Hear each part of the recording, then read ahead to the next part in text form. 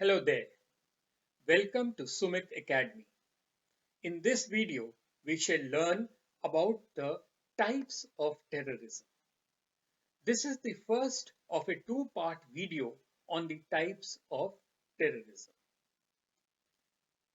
It is common today for people to hear the word terrorism and immediately think of Al-Qaeda or other Islamic extremists. While Islamic extremism does contribute to certain types of terrorism, there are many other forms as well, all with their own characteristics and challenges for policymakers. Let us study each of these in brief. The first is state terrorism. Yes, state terrorism. It is the systematic use of terror by a government in order to control its population. Not to be confused with state-sponsored terrorism, where states sponsor terrorist groups. State terrorism is entirely carried out by the group holding power in a country and not a non-governmental organization. The 1793 French Revolution and the thousands of executions that resulted are often cited as one of the first instances of state terrorism, though rulers have been using it for centuries to control their subjects. Just about every dictator in history has arguably utilized state terrorism as a way of controlling his or her population. For more contemporary examples, one could look to the use of violence by Saddam Hussein against the Kurds, or even the suppression of democratic protesters in Syria. The question now arises, is there a difference between terrorism and the use of specific tactics that exploit fear and terror by the authorities, normally considered legitimate? Over the centuries, nations and states have often resorted to violence to influence segments of their population or rely on coercive aspects of state institutions. Many equate any use of government power or authority versus any part of the population as terrorism. Now, this is not a correct view. For example, suppression of a riot by law enforcement personnel may in fact expose some of the population, that is the rioters, to violence and fear, but with the intent to protect the larger civil order. But there are times when national governments do become involved in terrorism or utilize terror to accomplish the objectives of governments or individual rulers. Internal security forces can and often do use terror in repressing dissent, and intelligence or military organization perform acts of terror designed to further a state's policy or diplomatic efforts abroad. Now, there are three different ways in which states can engage in the use of terror. Let's have a look at these three. The first is governmental or state terror.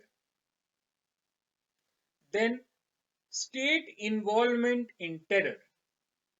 And finally, state sponsorship of terrorism and extremism. Now, the first one is governmental or state terror.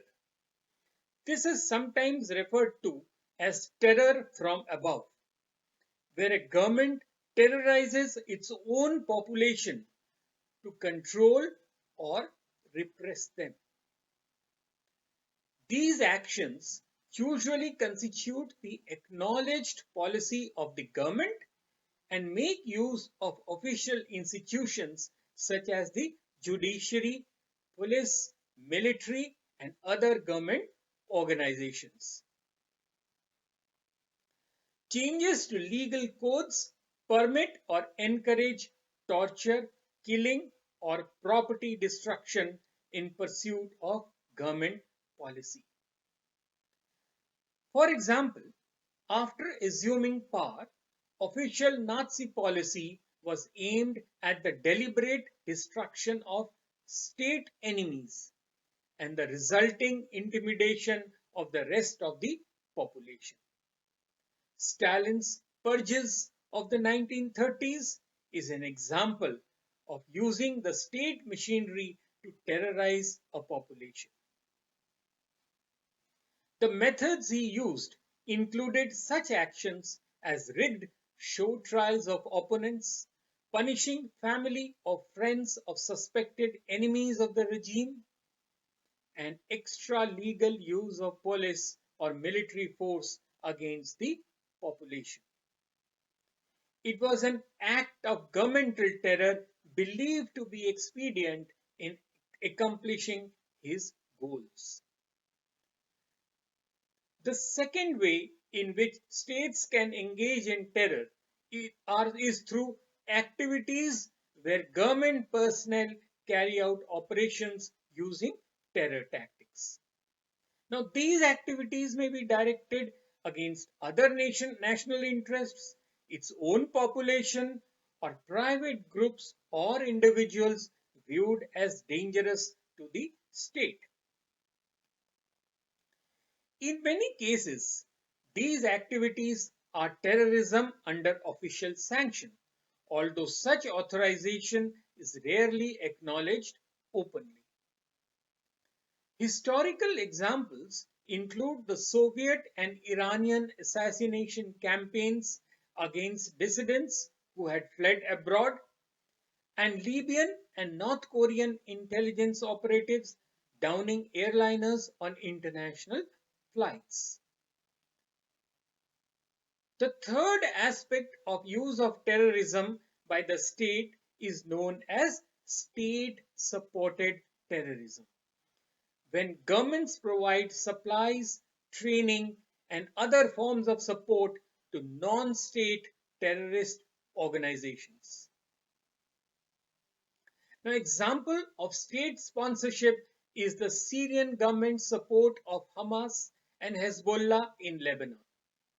Syrian resources and protection enable the huge training establishment in the Bekaa Valley. And of course, this is most familiar to us in India, as our Western neighbor continues to indulge in this aspect of state terrorism. Well, that's all from me in this, the first of my two-part video on the types of terrorism. We shall cover the other types of terrorism in our next video. Do not forget to like this video and subscribe to my channel so that you do not miss out on my future videos.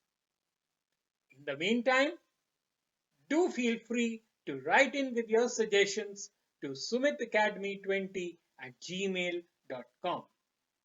Cheers.